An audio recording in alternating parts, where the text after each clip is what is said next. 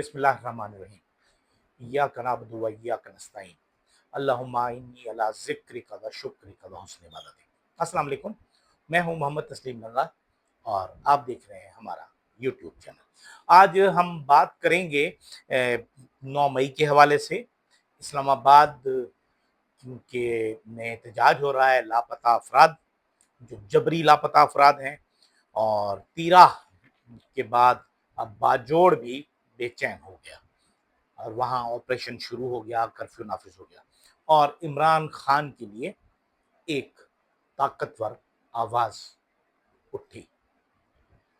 तो हम प्रोग्राम का आगाज़ करते हैं इमरान खान के लिए। बज़ाहिर तो ये इमरान खान के लिए आवाज़ नहीं है, इमरान खान के हक में ये आवाज़ नहीं है।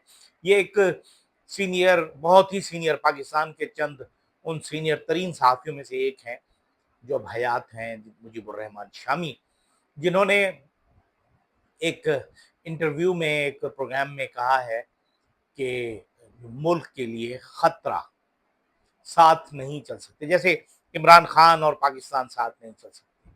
यानी इस वक्त उन्होंने ये कहा कि सबसे पहले हमने ये कहा कि मुजीबुर रहमान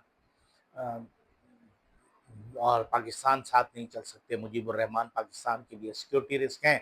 फिर जुल्फ़िकार अली भुट्टो सिक्योरिटी रिस्क बन गए, फिर मियाँ नवाज शरीफ सिक्योरिटी रिस्क बन गए, फिर बेनज़ीर भुट्टो बन गई, फिर मियाँ नवाज शरीफ दोबारा बन गए, अब इमरान खान है। मतलब ये है कि पाकिस्तान के लिए सिक्योरिटी रिस्क सियासतदान है। ये क्यों है और क्या है, किस वजह से है? क्या हमारी इस्टेब्लिशमेंट को इस बात का इदराक नहीं या नहीं हो रहा? जो डीडीए बना हुआ है, डीडीए की अलायंस की हुकूमत है, उसके बारे में हम क्या कह सकते हैं? कुछ भी नहीं कह सकते। मैं कुछ नहीं कह सकता। तो जो डीडीए का नाम दिया गया है, इमरान खान ने उसे नाम दिया है। लेकिन इस वक्त ये समझ लेना, हर सिर्फ एक ग्रुप को, एक तबका फ़िक्र को, एक शख्स को, एक इदारे को, कि इस मुल्क के लिए सिर्फ वही मुहिब वतन है, बाकी पूरी कौम जो है वो गद्दार है, सिक्योरिटी रिस्क है। इस्टेब्लिशमेंट को अब अपना रवैया तब्दील करना होगा। अच्छा, अब प्रॉब्लम ये है कि हमारे यहाँ इस्टेब्लिशमेंट जो है वो एक तो फैसले अपनी मर्जी के करती है, और जब कभी मुश्किल में आती है, और जितनी मुश्किल में इस वक्त है हमारी इस्टेब्लिशमेंट, इतनी मुश्किल में कभी नहीं रही, कभी भी नहीं रही। इस वक्त आम पाकिस्तानी जो फौज से मोहब्बत करता था, अब वो जिस तरह के अल्फाज इस्तेमाल करता है, वो हम अपने प्रोग्राम में ये बात नहीं कर सकते। लेकिन जो ताकतवर लोग हैं, जो कहते हैं कि हमने तौबा कर ली है, फैसला कर लिया है कि हम सियासत में नहीं जाएंगे, और फिर उन्हीं के DJI, SPR, core commander, lieutenant colonel, फला, एक्स वाई जी, कैप्टन ईमान, वो सब जो हैं वो जाते हैं और एजेंडा उनका वही होता है कि जी हम जो काम भी करते हैं वो अपने लिए करते हैं। अब ऐसी सूरत हाल में मुजीबुर रहमान शामी का ये कहना बहुत अहम है कि सिर्फ सिक्योरिटी जो थ्रेट है वो सिर्फ सियासतदान है और कोई नहीं है, कोई ब्यूरोक्रेट नहीं है, कोई ताजिर नहीं है, कोई जज नहीं है, कोई जर्नेल नहीं है। मतलब ये है कि अगर सिक्योरिटी रिस्क का कोई तनासुब है तो वो हर तबके में होगा।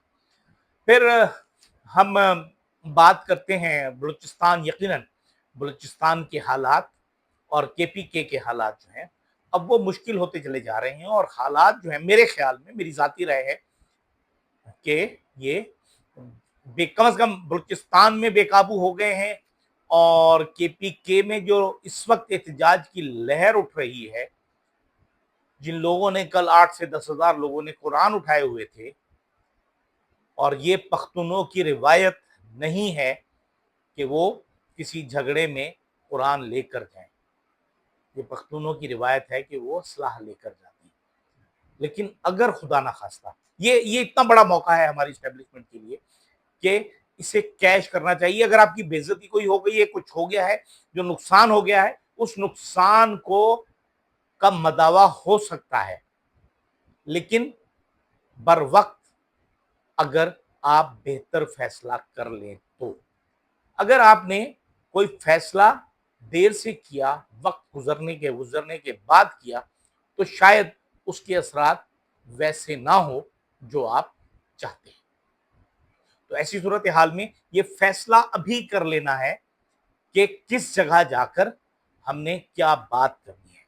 جو 70s سے ہمارا شروع ہوا کہ ہمارے یہاں لوگوں نے قرآن پہ وعدے کیے اسٹیبلشمنٹ نے بلوچوں سے، اور وہ وعدہ خلافیاں جو شروع ہوئی وہ گزشتہ برس 10 اگست والے 22 اگست والا معذرت جو 22 اگست کو احتجاج ہونا تھا اس وقت تک جاری رہے۔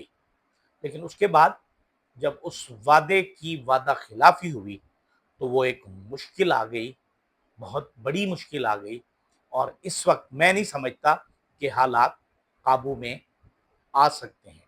بلوچستان کی حالت ایسی ہے کہ بلوچستان ہاتھ سے نکلا جا رہا ہے، یعنی بذریعہ سڑک اب آپ کوئٹہ سے تفتان کا سفر بھی نہ کریں۔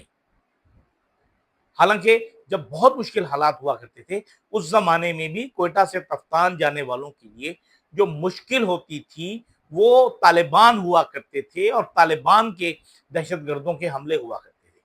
اس وقت طالبان کا اپنی جگہ موجود ہے کیونکہ وہ ایک سنی شیعہ ایک کانفلکٹ ہے اور بڑی شدت کے ساتھ موجود ہے، اور دوسری طرف بلوچ مزاحمت کار ہیں جنہیں ہم نے نام دے دیا ہے فتنۃ الہندوستان، فتنۃ البغداد، فتنۃ الخوارج، پتہ نہیں کون کون سے فتنے ہیں۔ اگر ہم سوچ سمجھ کر عقل مندی سے کوئی کام کرتے یا کریں، آج بھی موقع ہے، اس وقت بھی حالات پوری طرح ہاتھ سے نہیں نکلے، ورنہ بہت کچھ خراب ہو جائے گا۔ اب ہمارے جو شیعہ زائرین ہیں وہ ایران نہیں جا سکتے، عراق نہیں جا سکتے بذریعہ روڈ۔ اب ان کے لیے چہلم گزارنے کے لیے جو لوگ جایا کرتے تھے ایران اور عراق، وہ اب نہیں جا پائیں گے۔ ان کے لیے جہازوں کی ضرورت ہے، جہاز کا کرایہ کتنا ہوگا، کس طرح ہوگا مینیج؟ ایک غریب آدمی جس نے 2 لاکھ بچائے ہوئے اگر اس کا خرچہ 4 لاکھ ہوتا ہے تو وہ کس طرح مینیج کرے گا؟ اب یہ بہرحال بہت سی چیزیں ہیں جو مشکل ترین بنا رہی ہیں، اور اس سے ثابت ہو رہا ہے کہ وہ جو محسن نقوی صاحب کا بہت ہی مشہور و معروف ایس ایچ او تھا، ایک ایس ایچ او، اس نے کام تمام کر دیا ہے۔ ایک جملہ کہا ہوا، اسی لیے کہتے ہیں کہ پہلے سوچو پھر تولو اور آخر میں بولو۔ اور ہمارے یہاں کیا کرتے ہیں یہ لوگ؟ پہلے بولتے ہیں پھر تولتے ہیں اور آخر میں سوچتے ہیں کہ ہم نے جو کچھ کہا وہ ٹھیک بھی کہا یا نہیں کیا۔ اسی طرح ہمارا عمل بھی اسی طرح ہی ہے کہ اب جو ہم نے وادی تیرا میں ہوا، اب اس کا ایک ری ایکشن آیا، 8 سے 10 ہزار لوگ قرآن لے کر آئے اور امن کی بات کرنے آئے۔ اس وقت اسٹیبلشمنٹ کہہ رہی ہے کہ وہ شرپسندوں نے گولیاں چلائیں، پتہ نہیں کون سے شرپسند تھے جنہوں نے فوجی وردیاں بھی پہنی ہوئی تھی، اور اگر ایسے لوگ ہیں تو ان کے خلاف مقدمہ درج ہونا چاہیے، اور مقدمہ درج کر کے اس کی تفتیش کو آگے بڑھایا جائے، کیونکہ پوری کے پی کے حکومت، مقامی رہنما، سیاستدان، مختلف پارٹیوں کے لوگ تو اسٹیبلشمنٹ پہ اس کا الزام دھر رہے ہیں۔ اب آپ ایک مشکل سے نکلنے کے لیے دوسری مشکل میں خود کو ڈال رہے ہیں۔ اب آپ نے ایک 9 مئی جو نہیں ہوا تھا اسے زبردستی 9 مئی بنا دیا آپ نے۔ اب اگر اس طرح کا کوئی مسئلہ ہو گیا تو کیا ہوگا؟ وہ بقول شاعر، میں نے شاید پہلے بھی یہ ایک تضاد جذبات میں یا نازک مقام آیا تو کیا کرو گے، میں رو رہا ہوں تم ہنس رہے ہو، میں مسکرایا تو کیا کرو گے؟ تو اب اگر کے پی کے لوگ کھڑے ہو گئے تو بہت سے مسائل پیدا ہو جائیں گے۔ دوسری طرف اگر ہم دیکھیں کہ 9 مئی کے فیصلوں کے لیے تو بڑی تیزی دکھائی جا رہی ہے، اور ایم این ایز اور سینیٹرز ان سب کو سزائیں دے کر نااہل قرار دیا جا رہا ہے، اور ہمارا جو راجہ گدھ ہے چیف الیکشن کمشنر، وہ تو فوراً ہی ڈی نوٹیفائی کر رہا ہے کہ اپیل کا حق بھی نہیں ہے ان لوگوں کو جن کو سزائیں ملی ہیں، کیونکہ اپیل تو آپ نے سننی نہیں ہے، تو پھر اپیل کا حق کہاں سے آئے گا؟ تو اپیل کا حق بھی ختم کر رہے ہیں۔ مطلب جس کی لاٹھی اس کی بھینس، اور اگر عام آدمی نے، عوام نے لاٹھی اٹھا لی تو پھر کیا کریں گے آپ؟ یہ آپ نہیں سوچ رہے، اس وقت طاقت کے زون میں ہیں۔ وہ جب ابراہیم علیہ السلام موسیٰ کے دربار میں پہنچے اور کہا کہ جی میرا رب وہ ہے جو مردوں کو زندہ کرتا ہے اور زندوں کو مارتا ہے اور موت بھی دیتا ہے اور زندگی بھی دیتا ہے، تو وہ تو بادشاہ نے کہا کہ میں بھی کر سکتا ہوں۔ ایک سزائے موت کے قیدی کو چھوڑ دیا، ایک جو بری ہونے والا شخص تھا اس کی گردن اڑا دی۔ وہ تو مطلب ہی نہیں سمجھ سکا۔ لیکن بہرحال اب یہی صورتحال بعین ہی ہمارے جو بادشاہ ہیں ان کی ہے۔ اب کیا کیا جا سکتا ہے کہ 9 مئی پر تیزی سے فیصلے کیے جا رہے ہیں، اندھوں کی طرح کیے جا رہے ہیں۔ جس سازش کی وجہ سے یہ سب کچھ ہوا، وہ سازش ہی اسٹیبلش نہیں ہو سکی، ہماری اسٹیبلشمنٹ اسے اسٹیبلش نہیں کر سکی، یا فلاز چھوڑ دیے گئے جن پولیس والوں نے یہ بنائی، یہ کہ اس میں غلطیاں موجود ہیں۔ تو اگر وہ سازشی اسٹیبلش نہیں ہو رہی تو پھر اس سازش کو بنیاد بنا کر آپ مختلف جگہوں پر لوگوں کو سزائیں دیتے چلے جا رہے ہیں۔ کوئی بندہ وہاں تھا نہیں تھا، کوئی وہاں سے گزرا، اور حتیٰ کہ اب تو وہ جو شیرپاؤ پل ہے لاہور والا، اس میں تو ایک صاحب کے نیچے کوئی آفس ہے، وہ وہاں اپنے آفس میں موجود تھے، تو چونکہ ان کے موبائل کی لوکیشن وہی جگہ آ رہی ہے، لہٰذا انہیں بھی اچھا، اور سزائیں بھی باٹا ریٹ سے دی جا رہی ہیں، اے ٹو زی، 10 سال 10 سال 10 سال۔ ہمارے جو وہ بیٹھے ہوئے منصف حضرات، ججز، وہ تو یا تو بے بس ہیں، اور اتنے بے بس ہیں کہ وہ مر رہے ہیں، یا اپنی ترقی کے لیے اتنے جذباتی اور اتاولے ہو گئے ہیں کہ وہ کچھ کرنا ہی نہیں چاہتے۔ پھر جو بلوچستان کا معاملہ ہے، میں نے بات بھی کی تھی، اور احتجاج کا 13واں روز ہے جبری گمشدہ لوگوں کے لیے، جن خواتین، بچیاں، بزرگ، مائیں گئی ہوئی ہیں اسلام آباد میں۔ اور یہ سوشل میڈیا کا زمانہ ہے، اب آپ کو تو خبریں اوپن کر دینی چاہیے تھی میڈیا، مین اسٹریم میڈیا پر، تاکہ آپ کی مرضی کا کوئی بیلنس کام تو ہو سکتا۔ اب وہاں یوٹیوبرز ایسے گدھے گدھے بھیج دیے جاتے ہیں، ویسے بھی اسلام آباد میں گدھے کھا کھا کے لوگوں کے دماغ بھی گدھوں جیسے ہو گئے ہیں کہ وہ اس طرح جا کے سوال کرتے ہیں جیسے انہوں نے قتل کیا ہو۔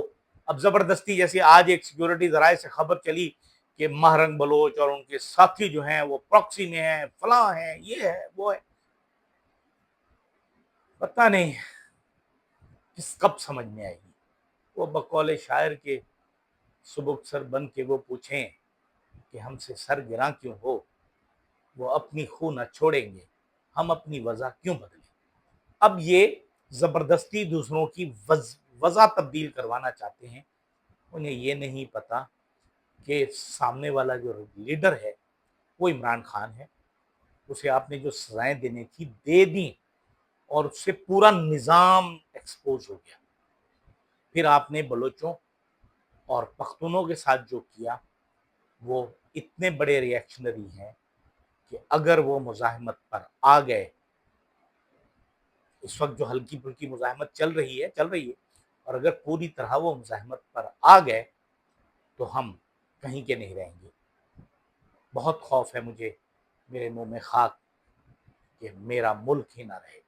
اور اگر آپ یہ چاہتے ہیں تو ٹھیک ہے، خوش رہیں، اجازت دیجیے، اللہ حافظ۔